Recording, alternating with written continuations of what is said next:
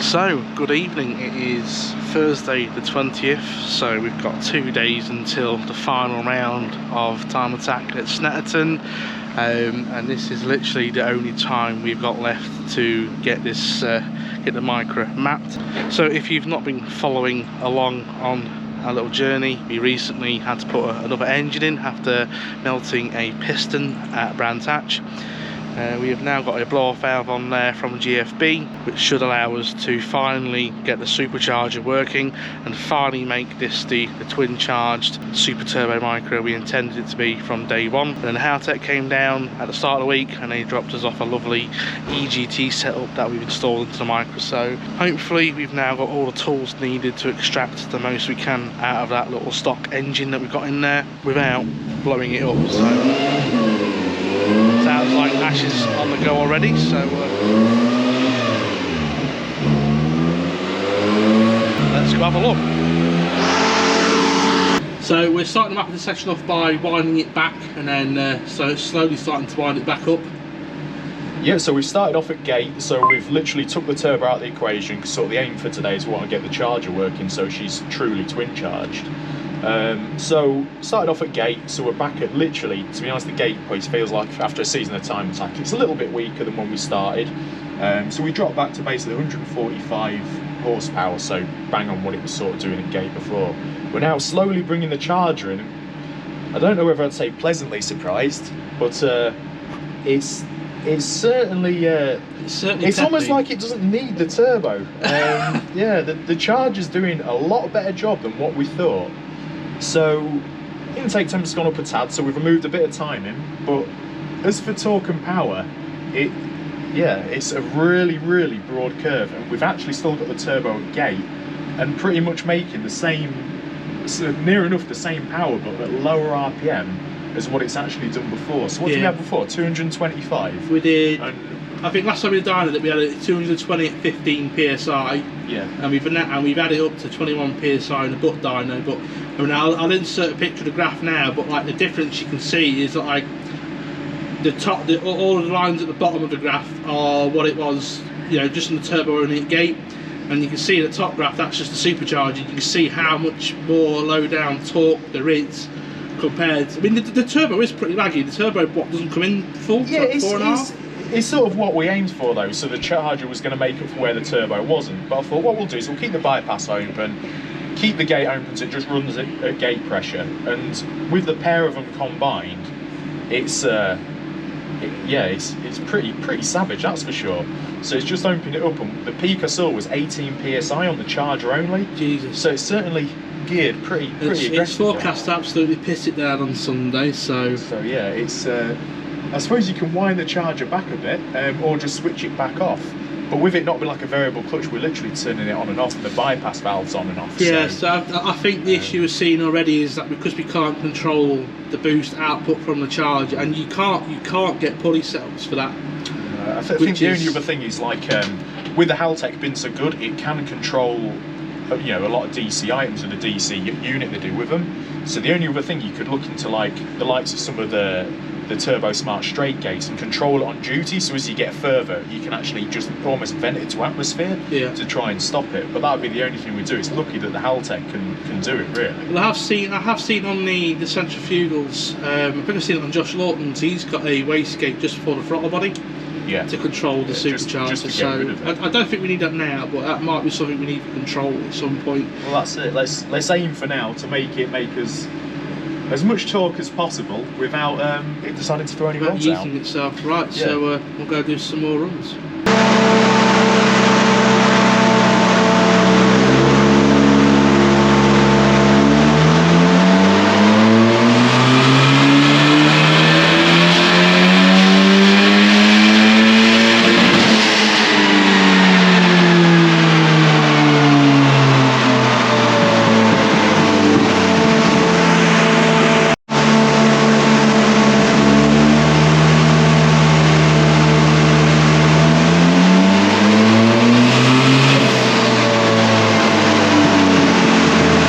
So at the minute the clutch is on the whole way through the rev range. We're going up and we're holding it open to like well above where we think it'll go.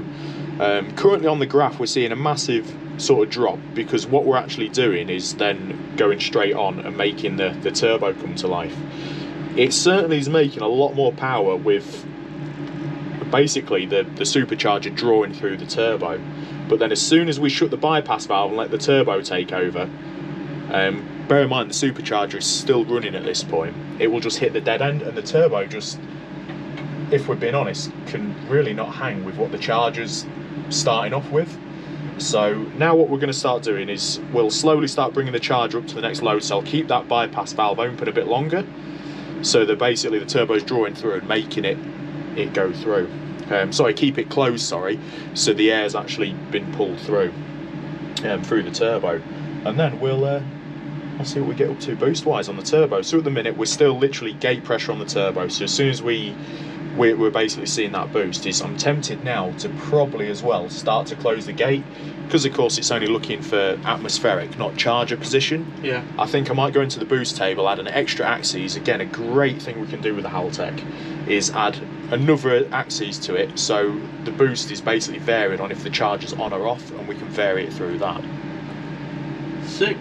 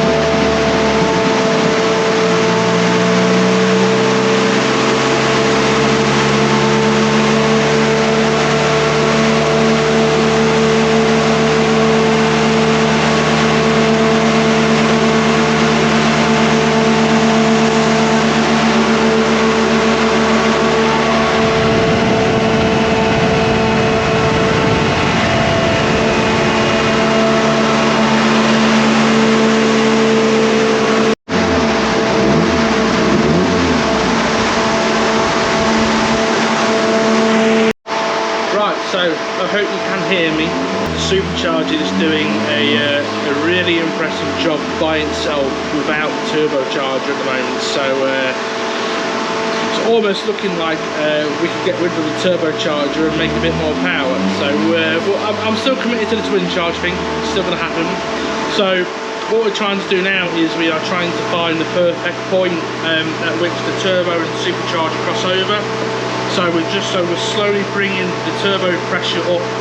So as the changeover happens, the turbocharger is at the correct pressure to be able to carry the power all the way to the rev range.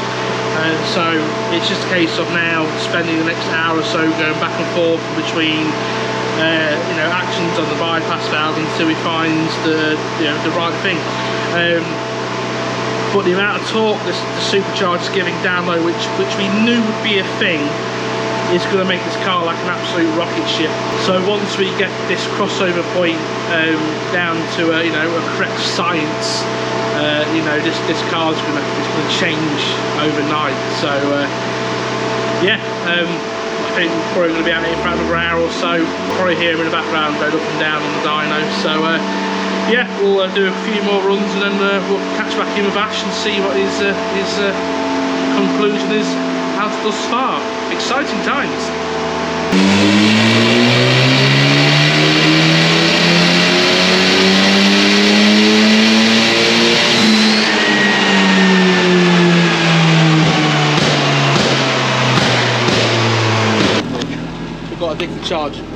was doing it with the bypass valve open and started to fuck around a bit, and it's 100% it's the charger clutch.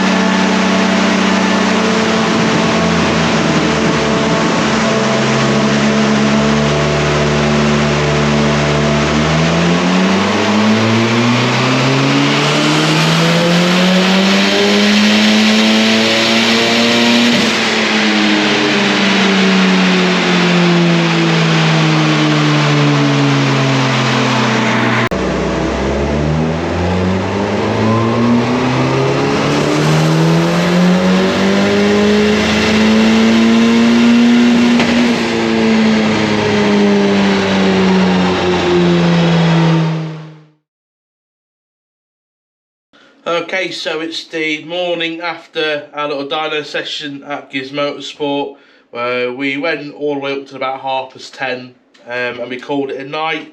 We started to get some weird fuel pressure issues at the top end of the rev range, but we did make a peak at 305 horsepower, which was pretty impressive, just on the turbo only. So we dialed it back down to 266 horsepower, and that seemed to be where it sat happily. Then we took it off the dyno, parked it outside, we locked up the workshop for the evening, got back in the Micra. Wouldn't start, no fuel pressure. We'd actually ran out of fuel, so we popped round here, got a spare fuel container, put 20 litres of fuel in the car, and it struck straight up. So our fuel pressure issues were down to having no fuel.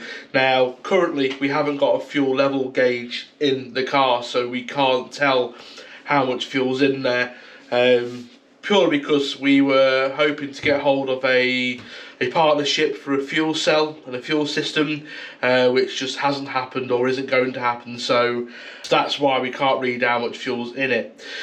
So conclusion, the supercharger is going to work really well with the setup. So with the turbo only, I think we're at about roughly 125 foot-pounds at about 1500 RPM. With the supercharger, we're double that, you know, we're at 240, 250 foot-pounds of torque at 1500 RPM. Now, that's impressive, especially when the car weighs, you know, 825 kilos. That car's going to be a rocket ship. So Ash spent quite a fair few runs on the dyno, just trying to find that perfect balance of the crossover point between the turbo supercharger with the bypass valve and the supercharger clutch. But we ran into some issues which we can't really get down to the bottom of at the moment. But the supercharger would work for 10-15 power runs.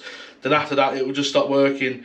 Then maybe 10-15 minutes later it would come on again, work for 10-15 runs, and then stop working again.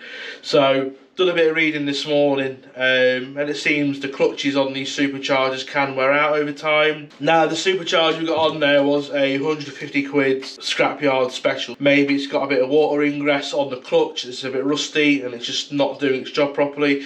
Maybe the magnet is not as strong as it used to be. You know, these units must be 20-25 years old now, so age is a thing. And on top of that, we seem to have some weird issues with the bypass valve. If I've got a picture of the graph, I'll put it in now. But you can see down in the low RPM range, it was sort of like doing this sort of like squirrely movement before it come on to boost. Now we're not quite sure what was causing that. We're not sure, maybe the bypass valve was either had some weird issues opening and closing, maybe something to do with fluctuating voltage to the valve and it's just causing it to do this. So one of the issues that we are getting is that the supercharger is back feeding through the turbo. Now I wouldn't say calling the turbo to stall, but certainly causing it to fight against that pressure difference to spool up. I think that's a case of finding that right time that the bypass valve opens to overcome the pressure difference. Now the issue with the pressure that we've got is the supercharger is making 18-20 psi, so the turbo pressure's got to be higher than that for the pressure difference, we believe. Now there's a couple of things that we could do. We could fit a wastegate to the outlet of the supercharger so we can govern the pressure which the supercharger is producing by bleeding the excess off, or we need to rethink the way that we've got the plumbing sorted for the boost pipes. In hindsight, I should have cut the end tank off the other side of the intercooler and welded a little plate in there. So I think what's happening at the moment is, as the supercharger air is coming in, the turbo and supercharger occupy that same end tank on the intercooler, and I think that's pressurising. It's going back through the top part of the intercooler rather than go down towards the throttle body. So I think like a little plate in there, so the air is being forced into the elbow for the intercooler up towards the throttle body. Or we could maybe run two separate pipes, two separate intercooler systems all the way to the throttle body, and wire it in at the throttle body, so you know it's got the easiest path to the engine. So because of the reliability issues with the supercharger clutch and the bypass valve and its back feeding, unfortunately we are going to be running just on the turbo this Sunday at Snetterton. We just physically haven't got enough time for more dyno time and more tweaking to order parts in. Unfortunately, I've got some commitments over the next day or so which I unfortunately can't get out of. Otherwise I would love to spend another late night tweaking it again. So yeah, we have got a bit of room for movement on power. We made 266 horsepower at 16 psi, and then we made 305 horsepower at 21 psi. But at 305 horsepower, I think we're starting to run out of injector. So we've got a deck of 630cc injectors in there, which seems plenty enough for the power that we are trying to achieve. Maybe we need to look into maybe getting like a different fuel regulator with a ratio of 1 to 2. That might be a good way to start. I don't know, but after Sunday we have got essentially 7 months to play with it really. We'll try and get the car to a couple of track days and just give the car a good shakedown ready for next year. So yeah, just like to thank Giz-Motorsport for spending all that time. I think all in all, I think we had 4.5 hours of seat time in the dyno yesterday, and it didn't skip a single beat. So it's if it survived a thrashing on a dyno for 4.5 hours, it should be able to at least survive 4 15-minute sessions on Sunday. So yeah, if you've got any tuning requirements, mapping requirements, speak to Ash at Giz-Motorsport. Is the boy, knows what he's doing. Mainly a Vauxhall specialist, but we'll tweak anything that's interesting, so give him a shout. I'd also like to thank Colin and the team at GFB for that blow valve. It worked exactly how we wanted it to. So really glad that we managed to get that part sorted and fitted. I'm glad to have another awesome brand and product on board with the car. We seem to have a thing with Australian born companies, which is pretty cool. Maybe one day we can get them to sort of bang their heads together and get the car over to Sydney for World Time Attack, which would be pretty epic. So I'm going to stop waffling on, I'm going to leave it there. Thanks for watching. Don't forget to like the video, drop a comment down below, subscribe, and don't forget to tell your lovely nan.